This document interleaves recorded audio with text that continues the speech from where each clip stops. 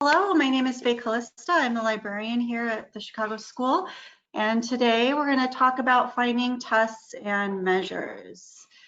All right, so a couple things before we begin. If you have any questions at any point during the webinar, you're welcome to either raise your hand, because everyone's muted right now, so I cannot hear you. Oops, there we go. Or you can also type your question. If you want to hold your questions till the end, that's fine too, because I will allow for questions at the end as well. Or if you just want to do like a database demonstration or do a quick search, we can do that as well. So I am recording the webinar too, so that will be emailed to you at the end. I think it takes a little while for it to send, maybe like a day or something. But that will be emailed to you. And then also I attached a PowerPoint if you'd like a copy. So the PowerPoint is actually really great because it's got like a lot of those hyperlinks to different resources. So you definitely want to download that. I'm also working on a guide to put in the library itself that has all of these resources as well. It's not quite finished, it's a work in progress, but we'll post it under our help guides. So if you want to take a look at that, probably have that done definitely before fall. So we thought this would be a great resource to share with people. All right, so what we'll cover today is we'll look at some definitions. We'll look at where to find reviews and information about tests, where to find tests on a topic, where to find the full text of tests and measures, and then we'll talk about obtaining permissions. I want to make this webinar as sort of relevant or helpful to you as possible. So before we get started, I thought I would ask you, and you can use your, you can, type your response, but is there anything that you want to cover today that maybe, or something you want to specifically cover today that is not on this list? Or what do you hope to get out of this webinar? Kind of want to hear from you. And the reason I'm asking this is also because this is the very first time that I presented on this topic for Chicago School. And so, this kind of helps me too to get some feedback as we continue to maybe provide more of these types of webinars. So is there anything else that you want to cover today? Something that, something you really hope to get out of this?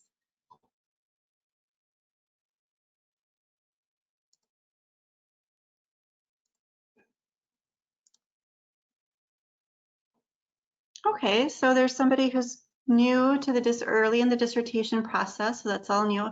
That's fantastic. I'll definitely kind of keep that in mind as we go through it. Anyone else?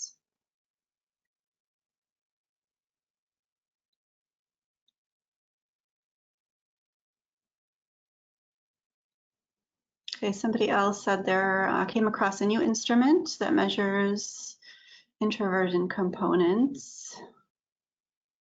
So you want to understand the ins and outs of using an instrument that is new. All right, I hopefully will be able to address that. I think, that's kind of one of those questions too that you may want to sort of discuss with your chair as well. So, I'll definitely cover like how to find sort of information about tests. So like validity and reliability of tests. You can also see sort of like how many times that test has been used in different studies, or you can usually find that information. But as far as like whether it's really suitable for your dissertation, again, like that might be something that you want to discuss with your chair as well. How often? Yeah, so we'll look at that. All right, great. It's been helpful feedback. All right, so first of all, I kind of wanted to just talk about some definitions here. Generally, when we talk about tests and measures, we talk about whether or not they're well, they kind of fall into two different categories, either published or unpublished. So published tests are commercially available, right, from a publisher.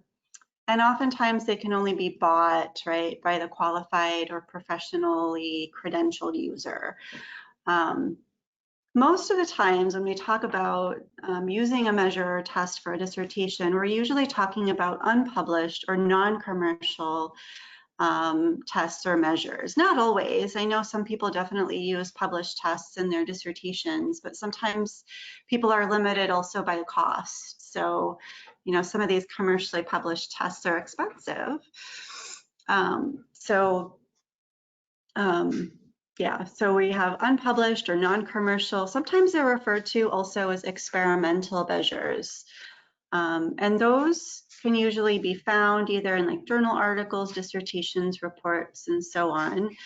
Or we can sometimes find them in compilation volumes, just databases like CiteTests. And sometimes, you know, they're only available for use by contacting the author. So we'll talk about that in more detail in a minute. All right. So one of the first questions that students usually ask when it comes to finding measures for their dissertation is, you know, sort of how do I identify a test that sort of meets my criteria? So, you know, you may want to consider, first of all, whether you need a specific test that's been used before with your population. You may want to also think about, you know, how much flexibility you have in your choice. I mean, there's oftentimes a lot of different tests that measure sort of the same constructs, right? So if you think about like stress or anxiety, you'll definitely find a lot of different measures, right, on that particular construct. So as you go through the different options that you have, there are some things that you want to consider. So some of the things you want to consider obviously are sort of the validity and reliability of the test. You want to see if it's been used previously in the sort of populations that you're looking at. You also want to look at the readability or the language, may be pertinent with some populations. You also maybe want to look at the length or ease of use. I mean, obviously, you know, if it's a really lengthy test to administer, it may not be as easy, right, to do that for your dissertation, especially if you have a lot of participants or expect a lot of participants. And obviously cost is a consideration as well. So what I sort of mentioned earlier about the published tests, for example, I mean, there may be a really great published test that's available, but, you know, it may cost several $100s to administer. So it's maybe something to consider. So all of these characteristics would be addressed in a test review resource or literature, right, that describes the development of the test. And we'll definitely look at that. I included a little link here too. If you download the PowerPoint, there's a really great tutorial on the APA website on finding information about psychological tests, which I find really helpful. All right. So we have a couple of different databases. Actually, can you hold on a second?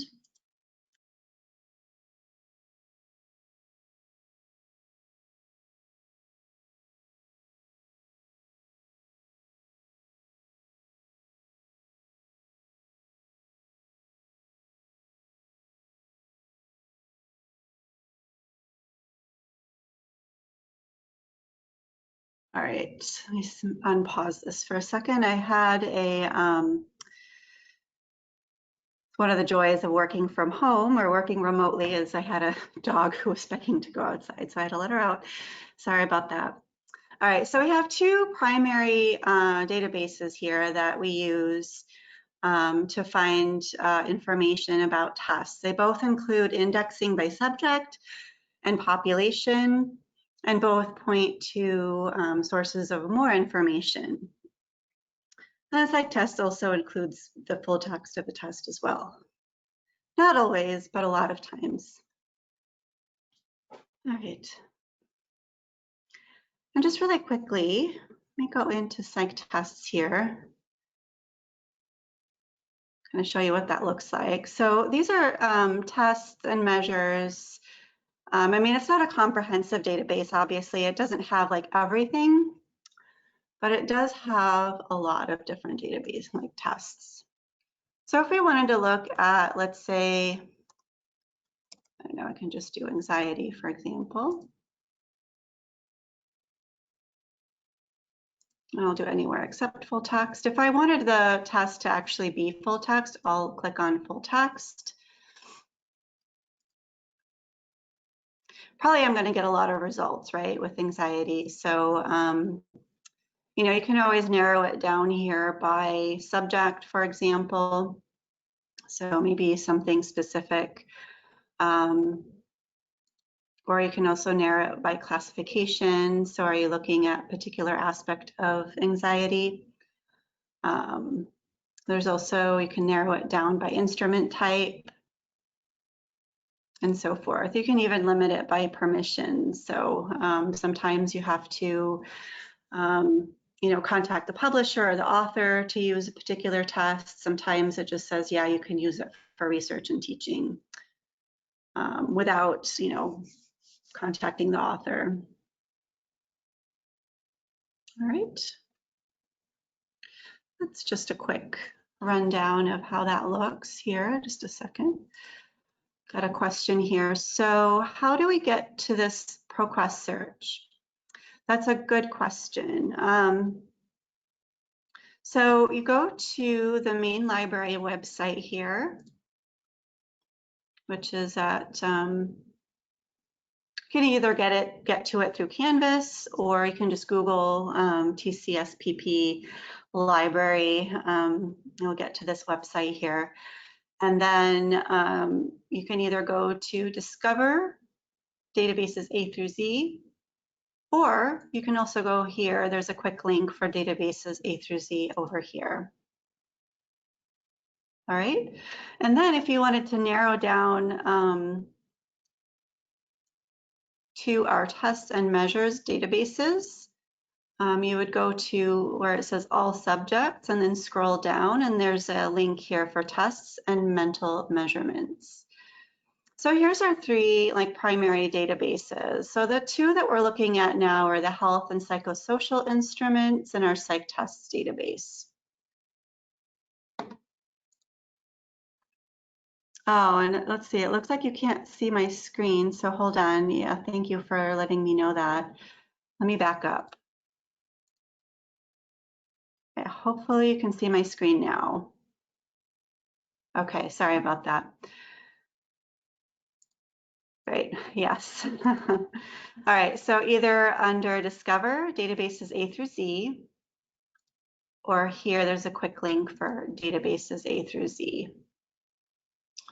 And then you would go to subjects and then scroll down to tests and mental measurements. And then here are sort of the three major sort of test and measurement databases that we have in the library. I'll talk about mental measurements yearbook in a minute, but right now we're just looking at the health and psychosocial instruments and the psych test database. Okay.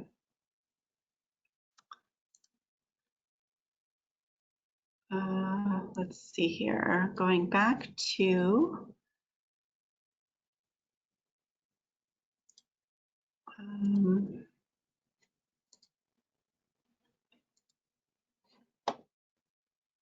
hold on a second.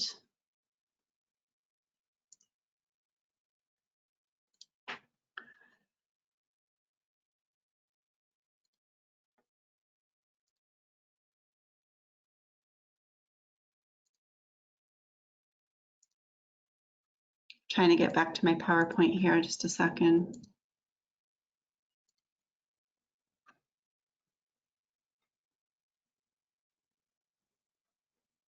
Oh.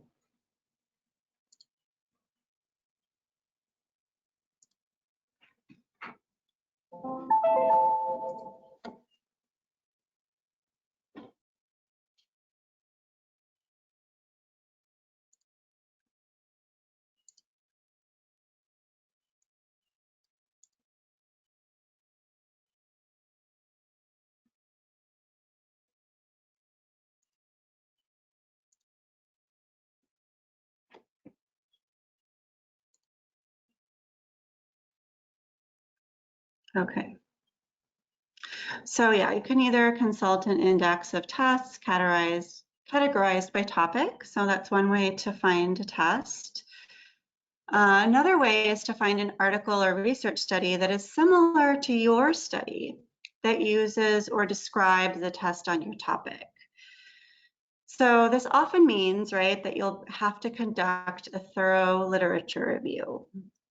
There are often books and articles which explain how to test specific persons, phenomena, or variables that interest you, and give you a sense of kind of which tests are more typically used by other researchers. So there's not like necessarily like a super easy way to do this, right? I mean, it's sort of, you know, conducted through that literature review process. But as you find studies that are similar to, you know, kind of what you want to look at, take a look at that abstract and look at the details for those research studies and see what instruments or measures they used. So if you're in psychology or psychiatry or related fields, PsycInfo is a really good database to find those types of articles. If you're in health sciences, CINAHL is a really good source. ERIC is a really great source for education. And then, of course, you can also find sort of not articles rather, but dissertations also that include information about tests and measures. So if you find a dissertation that's close to your topic, you know, what measures did they use? And we'll talk about that a little bit more in a second. So in PsycInfo, which is probably one of the most, like I would say, well, it is the most comprehensive database in psychology. And it's a great place to go to find sort of articles on, you know, obviously your topic and see what kind of, you know, tests or measures they've used. There's a couple different ways that you can do that. So, I mean, you can either enter your topic or keywords, and then in another box, you could type like, you know, test or measure or survey or questionnaire or scale, and then put that as an, you know, limit to sort of the abstracts for those words. You can also use other limiters too. There's like age groups or population groups that you can sort of limit to at the bottom portion of your advanced search screen. Another tip is it's really nice to use a thesaurus if you're not sure, you know, what subject terms to use. So if you want to, we can go ahead and take a look here at PsycInfo just to show you what that looks like.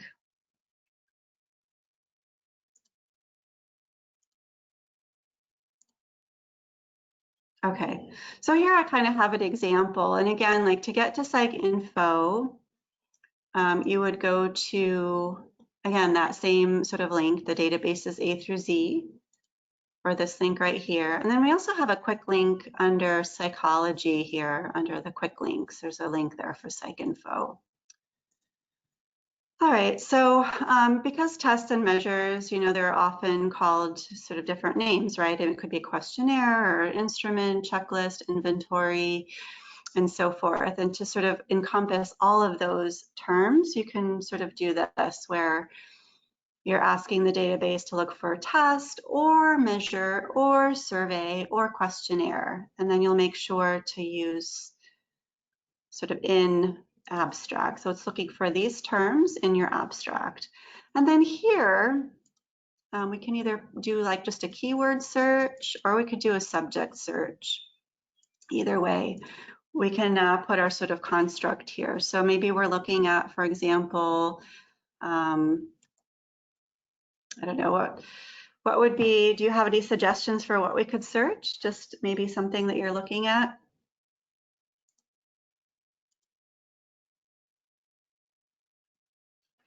Does anybody have any suggestions?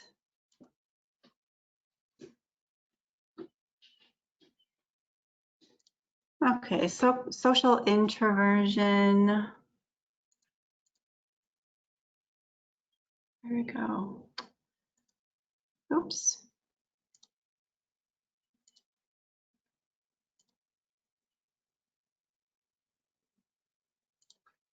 Okay. We could even put just introversion. And here too, introversion or introverted, those are two sort of related concepts. We could probably put an asterisk. Introvert, introversion, maybe, yeah, like that. If you haven't used that before, an asterisk, basically what that does is it gives you all of the sort of permutations of that root word.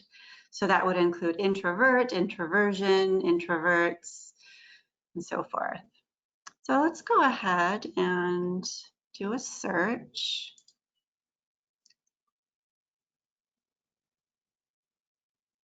Okay, so we have a few results here. They're not necessarily all going to be relevant, but most of them should have either introversion or introvert or somewhere it's highlighted, either in the title or in the abstract and so forth. So that's one way to search. The other way that we could do this too is, let's see here, morality. Let's go back to the advanced search here. I'll do another one here. So the other thing we could do is there's a place here where you can enter actually test and measure. And if you put like something pretty broad, like we could do, for example, that psychological stress, we could actually just search that. Of course, we'll get a lot of results here, but we can further narrow it down. You'll notice that you can always narrow it down further here on the left-hand side of the page. So if we wanted to look at a particular age group, like maybe we want to look at adolescence, for example, we could just limit it to that. And now we're looking at stress in adolescence. And again, you can limit it further by a particular subject or classification, and so forth. All right. And then as you go through these studies, again, you can look at, let's see here, let's take a look at this one. So if you look at the details of the particular study that you're looking at, it should list what tests and measures were used in that particular study. So this one talks about the psychological stress responses scale and the independent and interdependent self-construal scale. And then, of course, you can always take a particular scale like this. So let's say we wanted to find out more about the psychological stress responses scale. We can actually copy that, go back to the advanced search, and then we can look at just this particular scale. And I put that in quotation marks just to make sure that it's only looking for that particular scale. All right, so it looks like this particular scale, I'd have to look kind of deeper into this article. Maybe it's one that they developed, and it looks like it hasn't been used in other studies, at least that are indexed in PsycInfo. If we were to look at, like, trying to think, maybe there's one that's really popular, like the Back Depression Inventory, which, by the way, I think is a commercially published test. But just to kind of give you an example of what this looks like. So let's look at that one. I think that's what it's called. All right. So yeah, we have a lot more results for this one. We've got a lot of different studies that use that as a measure. So for your question, I think I had an earlier question about like you wanted to see other studies that used your measure. This is a really great way to do that. Okay. Any questions so far? Is this helpful?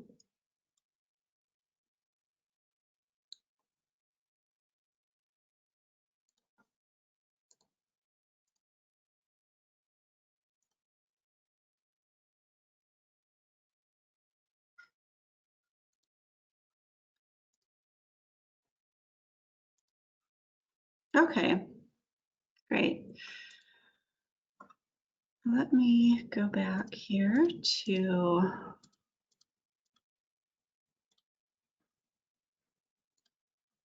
all right.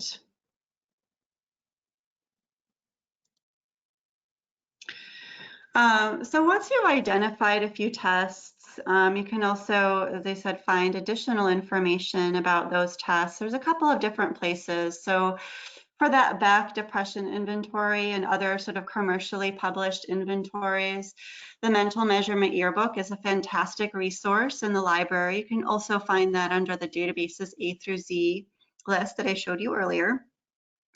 And it's a really great resource. It provides, reliability and validity information on all of the tests, as well as reviews, right, of the commercially published tests. There's another database that we're subscribed to that I showed you earlier, that Health and Psychosocial Instruments database, and that also provides reviews of tests and other sources. So again, some of the sort of reliability and validity information, or where to find that, maybe if it's published in an article, it'll point you to those sources. So that's a really great place to look. You can also find test reviews in the articles themselves. So again, if you find a particular measure that you want to look at more closely, you can look for those articles that use that measure in PsycInfo. Other databases include CINAHL and ERIC, if you're looking at sort of more health or education resources. The articles will often contain evaluations and reviews of commercially and unpublished tests, right? So it includes the validity and reliability and maybe some other psychometric properties.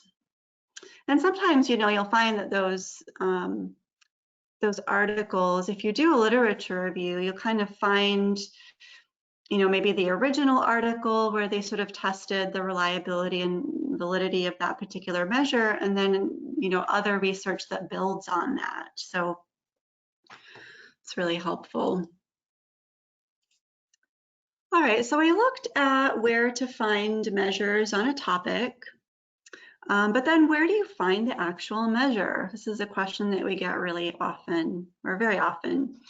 So there's lots of different places to look. Unfortunately, there isn't like a one-stop shop where you can just find your measure. There's often, it's kind of a process for sure. So first of all, if it's a commercially published test, you can look in the Mental Measurement Yearbook again, which you can find under the databases A through Z link. And that includes all the information that you would need to obtain the test. So it'll give you the publisher information, sometimes a website where you can find that, and so forth. PsycTests is another really great place to look. I mean, PsycTest, I think, just about 75% of the tests that are listed in PsycTest's database are actually full text. So you can sort of get the full survey or measure that's published there. Oftentimes the tests that are in PsycTests are those sort of unpublished or experimental measures.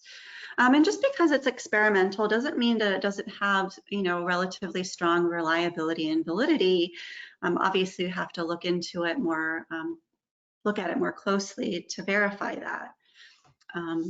They're usually tests that have been, maybe originally appeared in journal articles and were never released commercially. Then there's some other places that you can find measures, like for example, the DSM-5 online database has assessment measures. They're not like a huge number of them, but let me click through here and show you what that looks like. So again, you can find the DSM-5 or the Psychiatry Online database through that databases A through Z link. And then we've got some online assessment measures here. So there's some, it looks like there's some anxiety,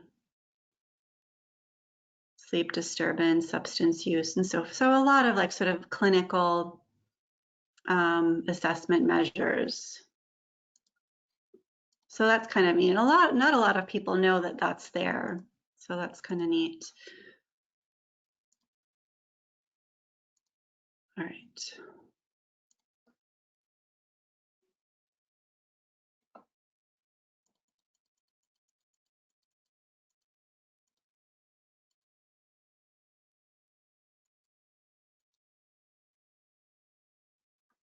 All right. That's a DSM-5, and then also lots of other places that you can find measures is, often within the articles themselves. So sometimes that measure is included at the end, often in the appendice. You can use databases like PsycInfo or ERIC to find those actual measures. Sometimes you can also find them within dissertations. Again, also in the appendices. Now, if you're going to PsycInfo, the way to find the actual test is kind of a technique to this. So you would put the name of the test in the search box, right? And then you would select tested measures. And then in the next field, you would put the word appended. And what that's telling the database to do is it's actually telling you, or telling the database to find that measure where it's actually included in the article. You may want to look carefully though at the results that you get, because every now and then may actually not be the entire test. It could be that there's just one of the tests, or rather there's multiple tests that they've used, but only one of them is appended to the article. Maybe not all of them, or it could just have a sample of the test, not the entire one. So definitely kind of a caveat there. You have to look more closely at the entry to make sure. Dissertations can be a really great place to find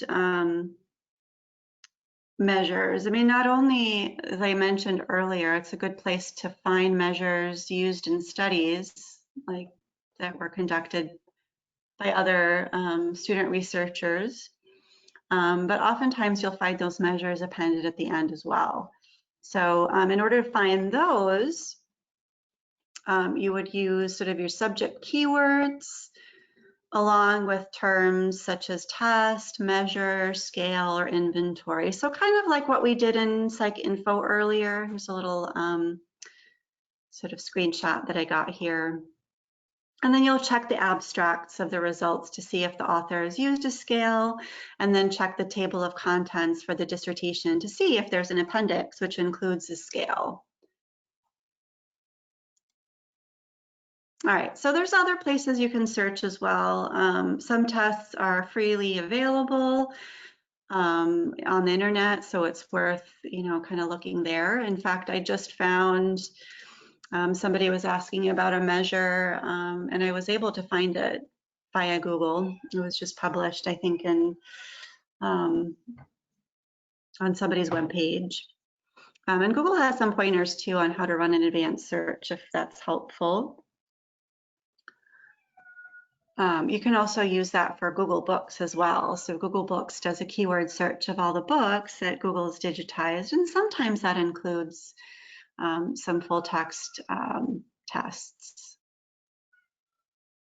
All right, and I've got another place you can search. So sometimes these tests and measures that are unpublished or experimental, they may not be published necessarily in an article, but they might be published in a compilation volume. In fact, we have some, I think some of the campuses may even have these in print at Chicago School. For example, I think there's a book called Tests, like Clinical Tests Measures. It has like surveys and instruments used in clinical practice. But anyway, there's this librarian out there at the University of Texas that compiled this amazing database of tests and measures in the social sciences that are available in compilation volumes. And you can actually search through those. And if you find one, or if you find the measure that you're looking for, you can usually request that through interlibrary loan, which is a free service through the Chicago School Library. And usually if you are requesting a measure that you found in a compilation volume, make sure to request just the section or the pages that test is sort of published in, and not the entire book, because oftentimes libraries will not be willing to lend those particular volumes. They tend to be sort of reference books, so just something to keep in mind.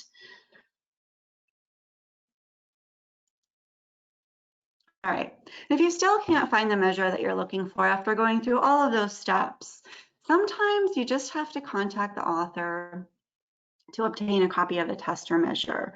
Oftentimes authors actually want you to contact them because they want to kind of keep tabs on sort of who's using their measure and what, they kind of want to even know like the results of your dissertation, for example, if you're using their test or measure. So they're happy to share it with you for free, but just, you have to contact them.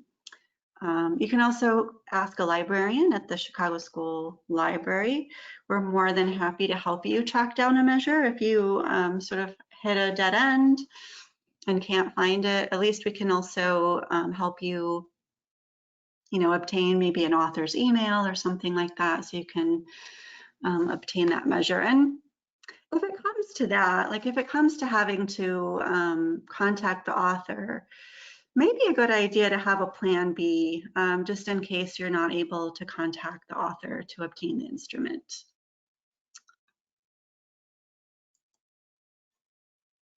All right, and finally, you want to make sure that whether you use a published or unpublished test, that you obtain permissions to use it for your dissertation, because they're all under copyright. So for published tests, it's pretty easy. You just need to contact the publisher to purchase the test and obtain permissions. Oftentimes, published tests can only be administered by authorized parties. There's different sort of qualification levels. Oftentimes, you'll find that actually on the publisher website. You can also look in the Mental Measurements Yearbook. It also includes information about obtaining permissions. As far as unpublished tests, you'll also need to obtain a permission from the copyright holder. Even if the entire test is already available in an article or a book or a website, you want to make sure that you go through all the steps to to get that permission. Your librarian can definitely help you if you can't find the author or the copyright holder. Sometimes you don't have to contact the author. It can just be the publisher, like the publisher of the journal or the publisher of the book.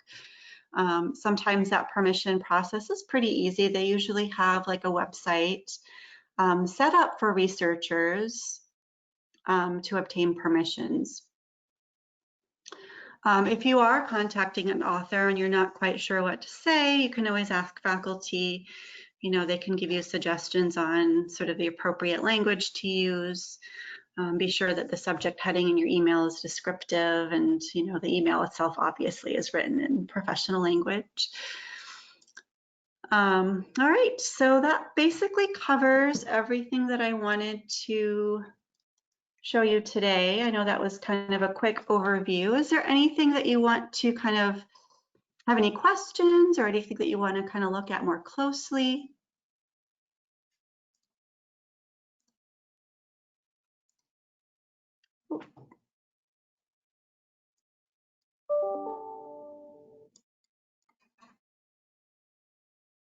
And again, I think you can either raise your hand.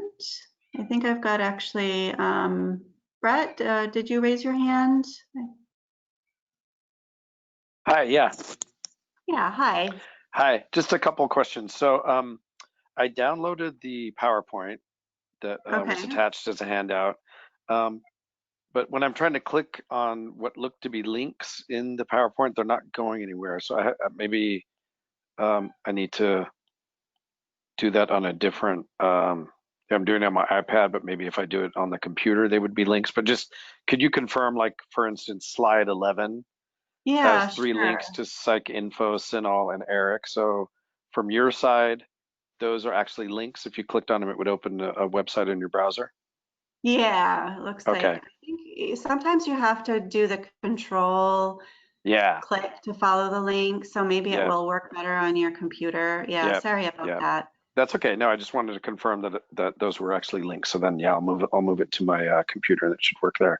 And then, yeah, this is Yeah. great. I came in late, so I missed the beginning, but I attended 2 previous webinars that were really useful, and I think in both of those you mentioned that there would be a copy of the recording, like a copy of the webinar that we could refer to later.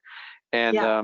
I didn't get those. I got some email, I got an email after each one that said, thanks for attending, but there was not anything clearly attached or a link or something where I could go back and review the content. Oh, So I don't know if okay. I missed that or, Thanks for um, letting me know. Yeah, this is the first time that I used the GoToWebinar, mhm, and I assumed that it was sending the emails because I set it up, but it sounds like they're not getting through. So what I can do is I'll go back through and look at the registrations and mhm. resend those. Okay. And Yeah, then, I just didn't see anything other than it was just like, thanks for attending, and there was not a clear um, anything that I saw that looked like a clear link. Like I know when I have a Zoom call and I send the recording, it's really clear. It's like click here for the recording. So yeah, I didn't see absolutely. anything like that with Yeah, these. So I might be missing it, but if you could check into that, that'd be great. I'll do that, definitely. Okay. I'll look Okay. at that tonight and try to resend those emails. Okay. And if you, by any chance, don't get them, let's say by Monday, Hmm. then please contact me and I'll look into it further. So Okay. my email is under the Find Help on the library website under Faye Hmm. Callista. Say your name again? I'm sorry. It's Faye Callista with a K, Faye. Yeah. K-A-L-L-I-S-T-A. Got it. Okay. Yeah, thanks for letting me know. Sure. Yeah, because I definitely am going to want to go back, I'm sure, to some of these and review some of the stuff because it's been really useful. Okay, great. Yeah, thank you.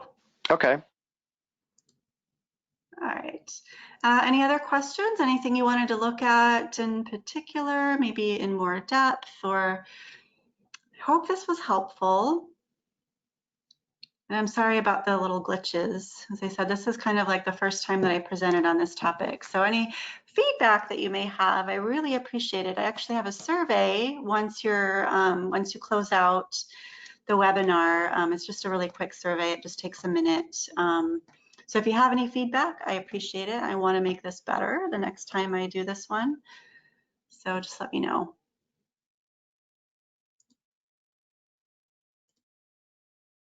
All right, any other questions? Anything you want to sort of look at? Okay, I do see one question here. All right, hold on here. Let me read through this.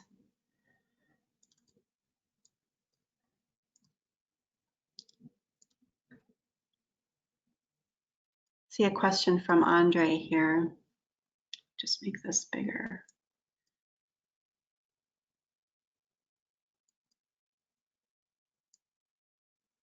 Should we be careful, mindful with instruments that are associated or designed to measure unhealthy or not normal items? For example, I came across the MMPI in my search for introversion subdomains, but was warned that this was business psychology and that I shouldn't be using the MMPI. And apparently, even if it measures what I want to research, I see. That's a good question, and it's probably something that you want to talk over with your chair. I would also be happy to, if you want to set up a research consultation with a librarian, we can probably talk through that as well. So we may be able to find, since you're in business psychology, maybe there's some other places that we could look that will measure what you're looking for, that wouldn't be yeah, what you were kind of like talking about the MMPI, for example, maybe that wouldn't be appropriate. As I said, I can't really speak to that in any detail without, as I said, I think without you sort of consulting with your chair and then having sort of a research consultation. But we'd be more than happy to help, like you find measures on a particular topic if you're having trouble. Yeah, and as far as the contact information, so you can go to our website here. So again, library website, and then under find help, there's a link here for meet with a librarian. And then here's our team. So you can actually set up an appointment. If you wanted to set up an appointment with me or one of the other librarians, you can just click on the schedule appointment link. And then it shows you what our availability is. I'll actually fill in my availability for July. I think I only have it out through the 8th right now, but you can just click on, you know, a particular time and that's reserved just for you.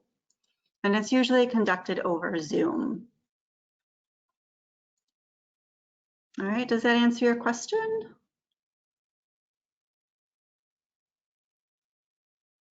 Okay, great.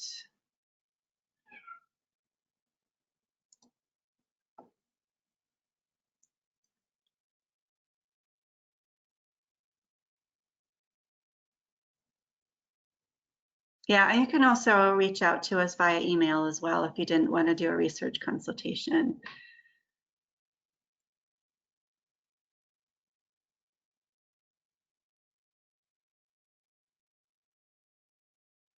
Our email addresses are here. Oh, wait, is that? Hold on a second.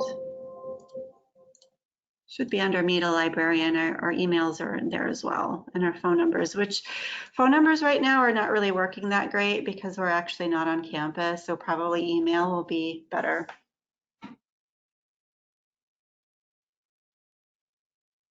All right, any other questions? Anything else that you wanted to cover?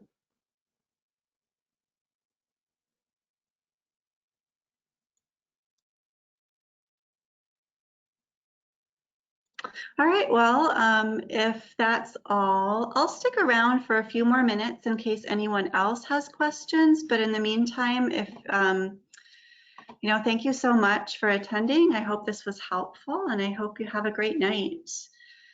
And as I said, I'll stick around for a few more minutes in case you have any other questions. Okay, thank you.